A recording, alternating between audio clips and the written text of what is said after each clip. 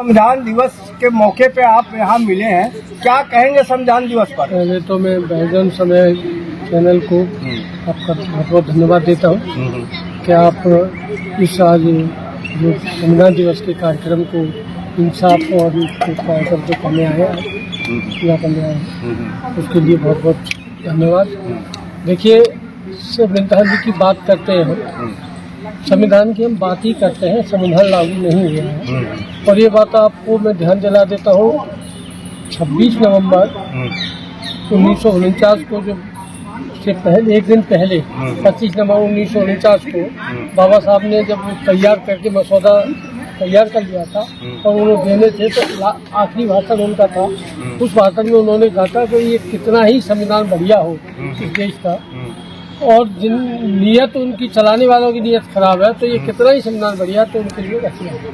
तो वही स्थिति आज जो 49 में थी, उससे बदतर आज स्थिति संविधान की हो रही है। संविधान लागू नहीं हो रहा, संविधान को काटा जा रहा धीरे धीरे। चाहे वो आप शिक्षा के उस पर देख लो, चाहे और आर्थिक स्थिति पे देख लो, सभी स्थिति में इस संविधान को खत्म किया जा रहा है। क्या संविधान अधिकार देता है कि आदमी विरोध भी कर सकता है? नहीं, संविधान में सारे अधिकार हैं। संविधान में सारे अधिकार हैं। उस समय जो आज हम बात कर रहे हैं, हम सारे पढ़े लिखे नहीं थे। उस समय तो हमारा जो तबका था, जो बाबा साहब ने ये जो रखा था कि भाई इसमें कोई वो नहीं थी, क्वालिफिकेशन नहीं थी, शिक्षा का आधार नहीं था, इतनी शिक्षा होगी तभी वो विधायक बनेगा, MP बनेगा, ऐसा कुछ नहीं था। उन्हें पता था अगर मैं शिक्षा की बात रख देता हूँ, क्वालिफिकेशन की बात रख देता हूँ, तो हमारा बंदा कोई आएगा ही नहीं, न विधायक में आएगा न MP में आएगा। तो ये शिक्षा का वो उसमें इसलिए नहीं रखा था। तो कहने का मतलब जो अनिल मिश्रा है, अगर बाबा साहब और संविधान का विरोध करें कि तो मेरा फंडामेंटल राइट अधिकार है, वो हम कह सकते हैं, हमारा स्वेच्छा से हम अपने अधिकार की। देखिए, वो जो अनिल मिश्रा है, मैं तो उसे ज्यादा तो नहीं कहूँगा क्योंकि मैं अब शब्द नहीं कह सकता। ऐसे नालायक बहुत घूम रहे हैं, और ये नालायक कुत्ते जो हैं, ये अब नालायक क्यों कर रहे हैं सर? वो अधिकार का यूज कर रहे हैं ना। अधिकार का यूज तो कर ही रहे हैं।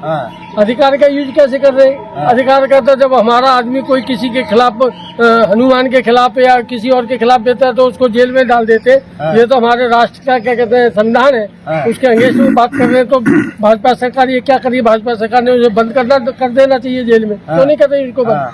वो तो करे, हमारा तो अधिकार बनता है। देखिए जनाब, वो जो इसलिए नहीं बंद कर रहे कि उन्होंने वो छोड़ रखे, वो कहते हैं कि BN राव। अब इनको पूछा BN राव क्या वकील था? देखिए, अब आपने देखा होगा, मैं अभी उदाहरण दे देता हूँ। जैसे पहले राजादा का कहते तो, और आज भी जो मनुवादी जो टीचर हैं गांवों में, स्कूलों में, ये बोलते हैं कि ये संविधान जो लिखा है, राजदादा ने लिखा है, BN राव ने लिखा है, लेकिन उन्हें ये नहीं पता कि जो तहसील में खेती जब हम प्रॉपर्टी लिखवाने जाते हैं तो वकील नहीं लिखता उसे वो लिखता है, मुंशी लिखता है। तो वो उसको लेखक वो नहीं हुआ, उसके बनाने वाले तो बाबा साहब थे। वो तो लिख रहा है, टाइप कर रहा है, टाइपिस्ट को कैसे आप कह सकते हो? तो ये जो लोग हैं, ये उस समय इनके हैंडराइटिंग अच्छे थे और इनको इनसे लिखवाते थे, लेकिन ये इन्होंने संविधान नहीं लिखा है। संविधान केवल उस जो संविधान कमेटी थी, ड्राफ्टिंग कमेटी, उसमें 7 लोग थे, 7 में इसका कहीं भी नाम नहीं है। लेकिन अब क्योंकि सरकार इनकी है, ये कुछ भी लिखवा सकते हैं। और भाजपा आपको पता है कि देखने में और करने में बहुत अंतर है। आज आप कहते हो कि लोग कुछ कहते हैं कि नहीं अब जातिवाद नहीं है, मैं कह रहा हूँ जातिवाद और ज्यादा हो गया। सर एक सवाल इसी में है, मेरा कह रहा हूँ, अगर BN राव बनाया है तो बाबा साहब का पुतला RSS ने फूका है, लेकिन इनका पुतला क्यों नहीं फूका? अगर बनाया, देखिए मैं वही बात कह रहा हूँ, जब ये कह रहे हैं कि बाप उसका पुतला BN राव ने बनाया, BN राव कहाँ बनाया? जब वो हरिहर था, जो हरामखोर इस पे हिंदू कोड बिल पर पार्लियामेंट के बाहर क्या कहते हैं वो बकवास करता था, बाबा साहब का पुतला फूकता था, तो BN राव का पुतला फूकना चाहिए, राजादा का पुतला फूकना चाहिए। तो ऐसा कुछ नहीं है। ये जो संविधान है, ये संविधान बाबा साहब ने ही बनाया है। और ये जो 7 लोग थे ना, 7 लोग ड्राफ्टिंग कमेटी में, कोई बीमार हो गया था, कोई कहीं हो गया था, आपने देखा होगा, उसमें क्लियर आता है कि, और ये खुद कहा भी है, ये लोगों ने कहा भी है कि ये जो संविधान लिखा है इसमें पूरा योगदान बाबा साहब डॉक्टर अम्बेडकर का है। और रही बात इनकी कि भाई ये तो जब बाबा साहब इंग्लैंड जाते थे तो गांधी भी था, मदन मोहन मालवीय था, ये जो है ये कहते थे कि भाई हम दलितों के हम मसीहा हैं। बाबा साहब कहते कि भाई ये नहीं है तो हम हैं, हम उनका वो कर रहे हैं, हम उनका पक्ष रख रहे हैं, ये तो दिखाने के लिए है। तो उन्होंने साइमन कमीशन ने भेजा और साइमन ने जब कमीशन भेजा तो और उसमें क्या नाम है पंजाब में क्या बोलते हैं उसे, उसमें सबसे ज्यादा विरोध लाला लाजपत राय उसने किया। जो लाला लाजपत राय है वो वहाँ उसको उसमें ही मारा गया। तो कहने का मतलब है कि ये लोग कभी भी नहीं चाहते थे कि ये जो शेड्यूल बने, जो साइमन कमीशन आया था। तो ऐसा कई ऐसे मुद्दे हैं कि ये लोग नहीं चाहते और न ये बाबा साहब को ये चाहते। लेकिन अब ये कमी हमारी है। अभी आपने देखा होगा कुछ लोग अपने को अम्बेडकरवादी कहते हैं और कांग्रेस की या भाजपा की या आरएसएस की दरी बिछा रहे हैं। देखा होगा आजकल बहुत लोग हैं वो नकली बनते हैं। भाजपा ने बुद्धिज्म को खराब करने के लिए आरएसएस ने नकली वो बनाए हैं बनते, और उनका काम है कि इसमें गौतम जी मेरा जो सवाल है उस पर हमारे दर्शकों को समझाइए कि हिंदू शब्द आया कहाँ से। जैसे हिंदू राष्ट्र की बात कर रहे हैं धीरेन्द्र शास्त्री, पहले सबसे पहले हमारे दर्शकों को बता हिंदू शब्द आया कहाँ से। देखिए हिंदू एक तरह से गाली है अरबी भाषा की। मुसलमान जो है आपने देखा होगा, मुसलमान हमेशा आपको हिंदू कहता है और हिंदुस्तान कहता है, वो कभी भारत नहीं कहेगा, कभी इंडिया नहीं कहेगा। अच्छा। हिंदू जो शब्द है, जैसे आज हम दिल्ली में हैं, आप भी दिल्ली में हैं, आपने देखा होगा इधर का आदमी जमुना के पार के आदमी को लक्ष्मी नगर, सकरपुर और इधर जो शाहजरा वगैरह को वो जमुना पार बोलते हैं। लेकिन जमुना पार का आदमी इधर को जमुना पार नहीं कहता। अच्छा, कभी देखा आपने? जमुना पार शाहजरा में, मयूर विहार में, लक्ष्मी नगर में, सकरपुर में, ईद विहार में कोई रहता है, वो ये नहीं कहेगा कि मैं जमुना पार जा रहा हूँ, लेकिन वो भी जमुना पार आ रहा है। और इधर का आदमी कहता है मैं जमुना पार जा रहा हूँ। तो वही जो सिंधु घाटी है, सिंधु जो शब्द है, सिंधु से बिगड़ता हुआ वो हिंदू आया। अंग्रेजों ने देखा होगा जैसे मुखोपाध्याय, ऐसे कई बंगालियों के शब्द हैं, बंगालियों के शब्द है कि वो जो है वो नहीं बोलना जानते थे, तो वो इस तरीके से सिंधु से हिंदू हो गया। तो सब पहला शब्द वही से यूज होता है कि हिंदू वहीं से आया, हिंदू आया है। और हिंदू इनका मनुवादियों का बनाया हुआ वो है। और आज जो हिंदू कर रहे हैं, मैं खुद कहता हूँ मैं हिंदू नहीं हूँ, मैं हिंदू नहीं हूँ। और इसको सुप्रीम कोर्ट ने भी अपनी आदेश में कहा है कि हिंदू शब्द कोई धर्म नहीं है और ये सब हिंदुओं को जो धीरे साथी कर रहे हैं कि जात पात की करो विदाई, हिंदू भाई सबको तो हिंदू बना रहे हैं ना। मैं कहता हूँ मैं बुद्धिस्ट हूँ और मैं कहता हूँ मैं हिंदू बन जाऊंगा, लेकिन मुझे ब्राह्मण बना दे, मुझे मंदिर में पुजारी बना दे। आप पुजारी बनेंगे? मैं पुजारी बन जाऊंगा। माल खाने के लिए ये जो बैठे हैं, ये जो माल खा रहे हैं, ये क्या कर रहे हैं?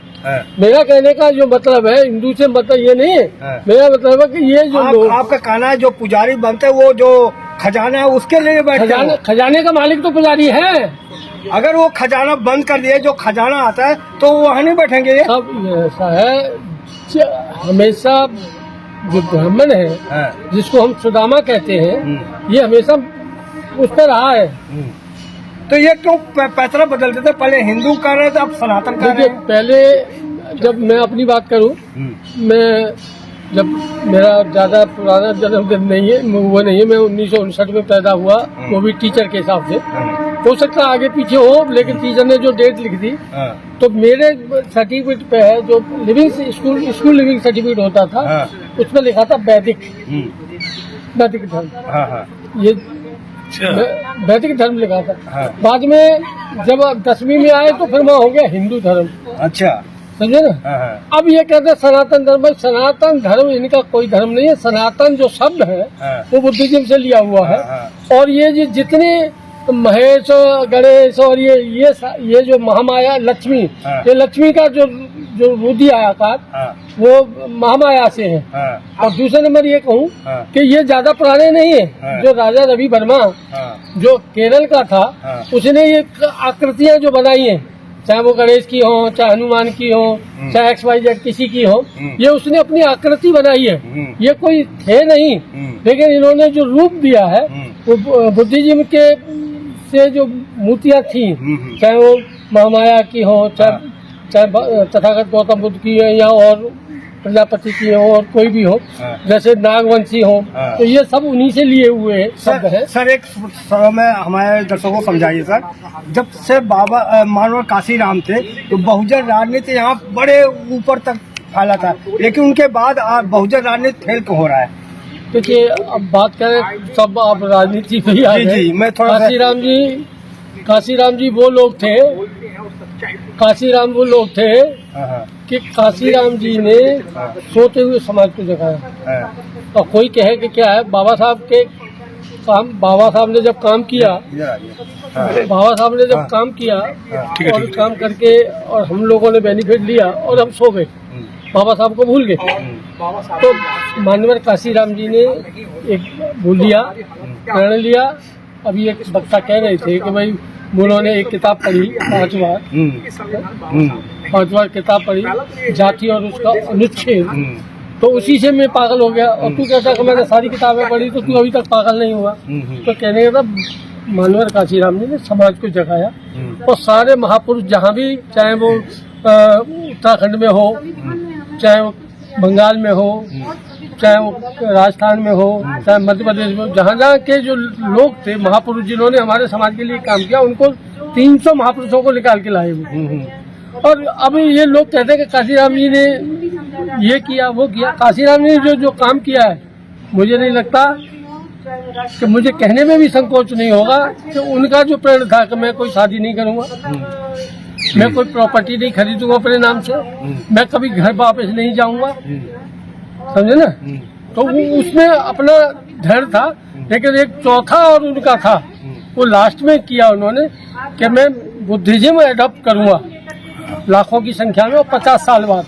लेकिन उनकी जो 56 में, सॉरी उसमें वो हो रहा था 6 में उनका 56 वो 50 ईयर बनने थे, परंतु तब तक उनका 2003 में जब वो जा रहे थे